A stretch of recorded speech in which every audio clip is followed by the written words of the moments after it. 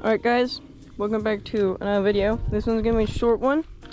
I thought I'd go over how to use a baitcaster because it can be confusing.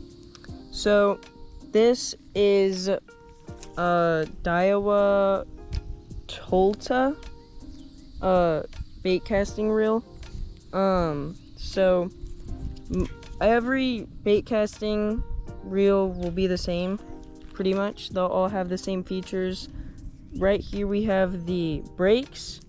Right here we have your tension knob. Right here, this little knob right here. And then right here we have your drag.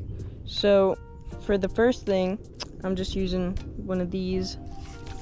First thing with bait casters that are different from all the other fishing reels is they backlash. And that's where, let me have mine tuned right now, but let me untune it. That's where if I like cast, we have that happen. And that is not good. I have to fix that now though, so hold on, let me. So if you don't want that, which you're always gonna get that no matter what, even pro fishermen, they still have backlash sometimes. But you can tune your reel to make it not backlash as easy. So let's get into that. So first thing is, on most bait casters, you'll either have a setting on your brakes that goes from 0 to 10, 0 to 20, or 0 to like 80 or 100. It can be any, it can go up to any of those numbers. Mine is, it goes up to 20. Most budget ones will go up to like 10, and that's completely fine.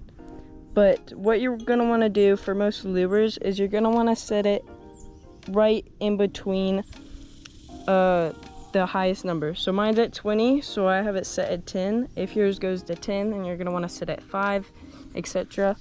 So that is the first thing. Now this little knob is probably one of the most important things to not having backlash. So what you're gonna do is tighten that all the way up, and that's gonna be turning that away from yourself. So now when I click the release button, you see my lure does not fall down into the water. And this will, if you try to cast like this, you won't cast very far. So what you're gonna do is you're gonna slowly loosen it until you see your bait start to fall like that. And you want to make it to where every time you press that button, your bait will slowly fall into the water. Like, that's pretty good. I'm going to tighten it a little bit. Slowly. There's a good in between. Like that. That is like perfect tension. And then for your drag, it's same as spinning reel. It's just how much the fish, or how big like the fish is, how much it can pull before your line will be let out so it doesn't snap.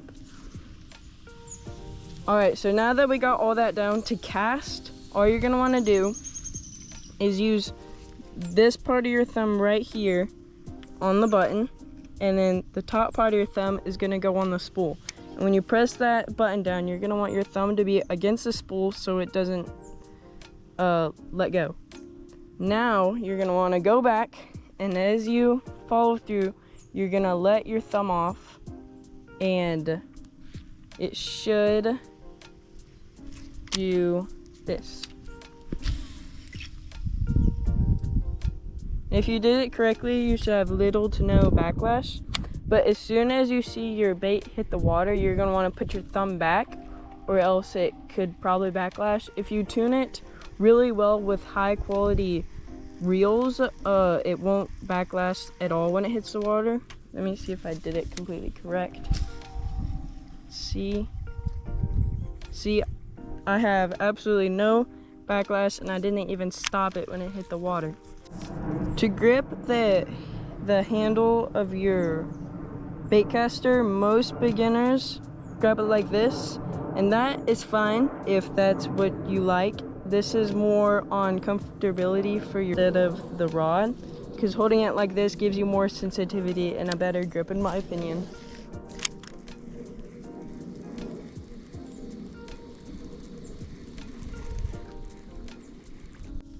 I forgot to mention with bait casters, you're gonna want to use heavier lures like crankbaits and Cincos and lures like this, because if you use a light lure like a crappie jig or anything like that, you'll definitely backlash, because these don't cast light lures far at all, and that will create a lot of backlash.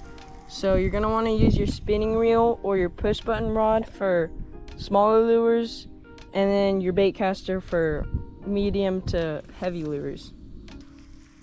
That's pretty much all you need to know to use a bait caster, and see you next time. Bye.